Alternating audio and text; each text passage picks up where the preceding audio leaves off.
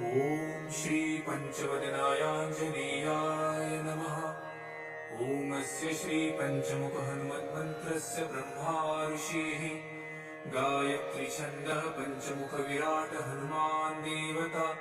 ह्रीं बीजं श्री शक्तिः क्रौकिलकं क्रूकवचं क्रयस्त्राय फट इति दिग्बन्धः। श्री गरुड उवाच अथ ध्यानं प्रवक्ष्यामि शृणु सर्वाङ्गसुन्दर। यत्कृतं देवदेवेन ध्यानं हनुमतः प्रियम्। पञ्चवक्त्रं महाभीमं त्रिपञ्चनयनैर्युतं बाहुभिर्दशभिर्युक्तं सर्वकामार्थसिद्धिदम्। पूर्वं तु वानरवक्त्रं कोटिसूर्यसमप्रभं दंष्ट्राकरालवदनं भ्रुकुटिकुटिलेक्षणम्। अस्यैव दक्षिणं वक्त्रं नरसिंहं महाद्भुतम् अत्युग्रतेजोवपुषं विषणं भयनाशनम्। पश्चिमं गारुडं वक्त्रं वक्रतुण्डं महाबलं सर्वनागप्रशमनं विषभूतादिकृन्तनम्। उत्तरं सौकरं वक्त्रं कृष्णं दीप्तं नभोपमं पातालसिंहवेताल ज्वररोगादिकृन्तनम्।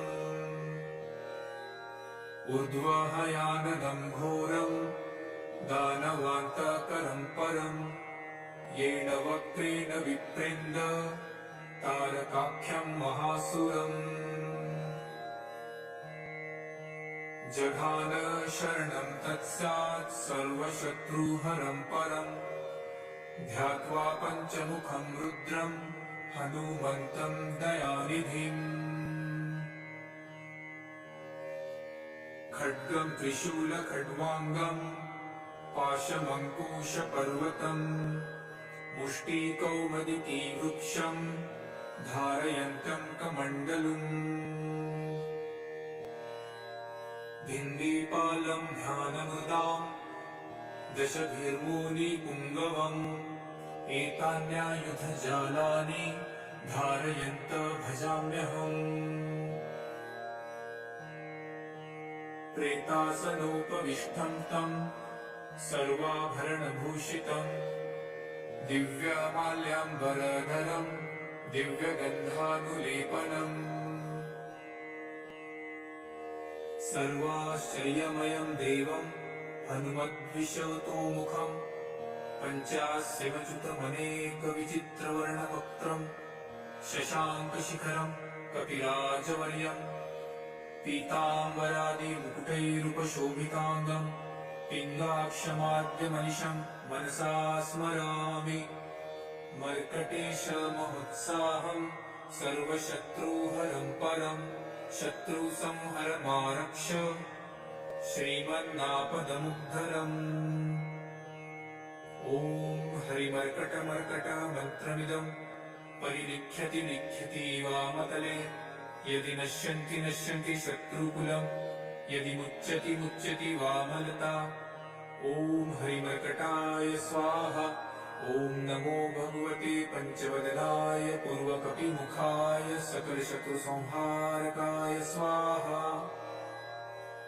ॐ नमो भगवते पंचवदनाय दक्षिणमुखाय करालवदनाय नरसिंहाय सकलभूतप्रमथनाय स्वाहा।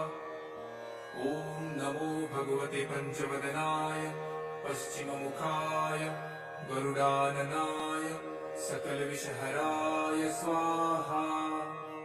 ॐ नमो भगवते पंचवदनायोत्तरमुखायादिवराहाय सकलसम्पत्कराय स्वाहा। ॐ नमो भगवते पंचवदनायोर्ध्वमुखाय हयग्रीवाय सकलजनवशङ्कराय स्वाहा।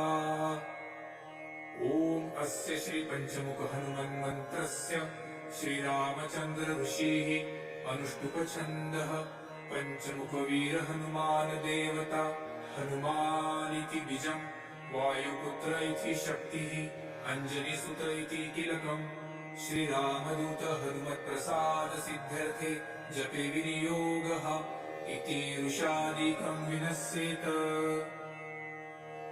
ॐ अञ्जनीसुताय अङ्गुष्ठाभ्यां नमः। ॐ रुद्रमूर्तये तर्जनीभ्यां नमः। ॐ वायुपुत्राय मध्यमाभ्यां नमः। ॐ अग्निगर्भाय अनामिकाभ्यां नमः। ॐ रामदूताय कनिष्ठिकाभ्यां नमः। ॐ पञ्चमुख हनुमते करतलकरपृष्ठाभ्यां नमः इति करन्यासः। ॐ अञ्जनीसुताय हृदयाय नमः। ॐ रुद्रमूर्तये शिरसे स्वाहा। ॐ वायुपुत्राय शिखायै वषट्। ॐ अग्निगर्भाय कवचाय हुम्। ॐ रामदूताय नेत्रत्रयाय वषट्। ॐ पञ्चमुख हनुमते अस्त्राय फट्। पञ्चमुख हनुमते स्वाहा इति दिग्बन्धः। अथ ध्यानम्। वन्दे वानरनारसिंह खगराट्रूढाश्ववक्त्रान्वितम् दिव्यालङ्करणम् त्रिपञ्चनयनम् देदीप्यमानम् रुचा हस्तजैरसिकेटपुस्तकसुधारकुम्भाट्वृषाद्रीहलम् खट्वाङ्गम् फणिगुरुहम् दशभुजम् सर्वारिवीरापहम्। अथ मन्त्रः।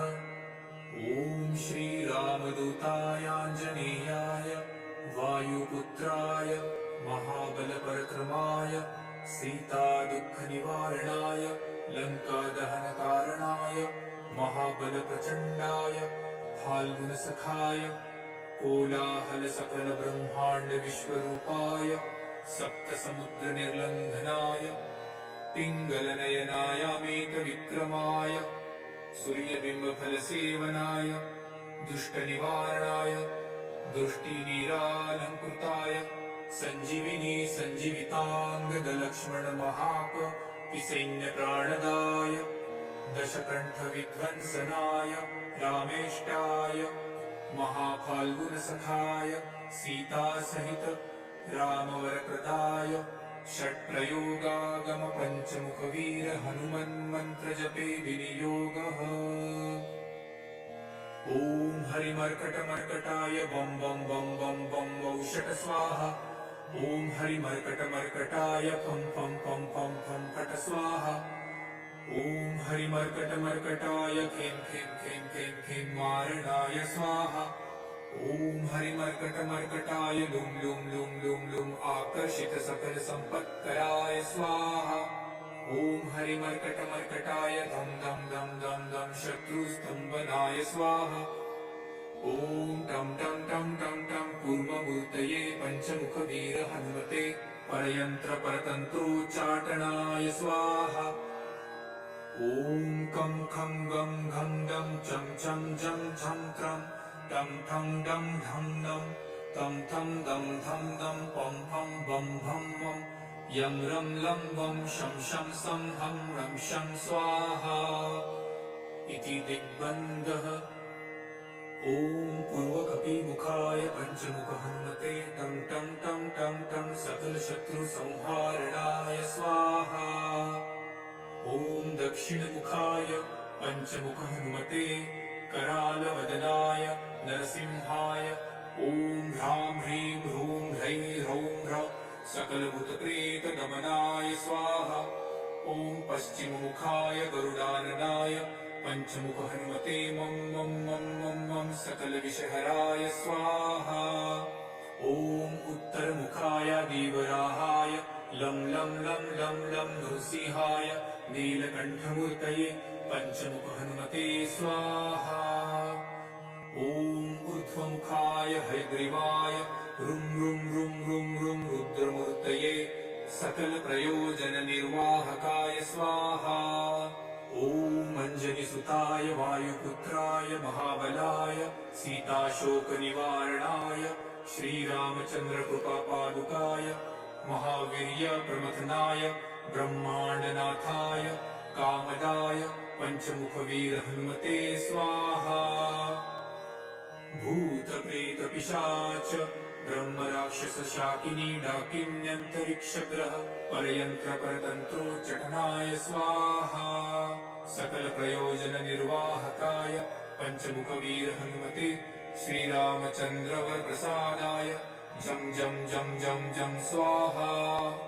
इदं कवचं पठित्वां तु महाकवचं पठेन्नरः एकवारं जपेत् स्तोत्रं सर्वशत्रुनिवारणम्। द्विवारं तु पठे नित्यं पुत्रपौत्रप्रवर्धनम्। त्रिवारं च पठे नित्यं सर्वसम्पत्करं शुभम्। चतुर्वारं पठे नित्यं सर्वरोगनिवारणम्। पञ्चवारं पठे नित्यं सर्वलोकवशङ्करम्। शङ्कारं च पठे नित्यं सर्वदेववशङ्करम्। सप्तवारं पठे नित्यं सर्वसौभाग्यदायकम्। अष्टवारं पठे नित्यं निष्टकामार्थसिद्धिदम्। नववारं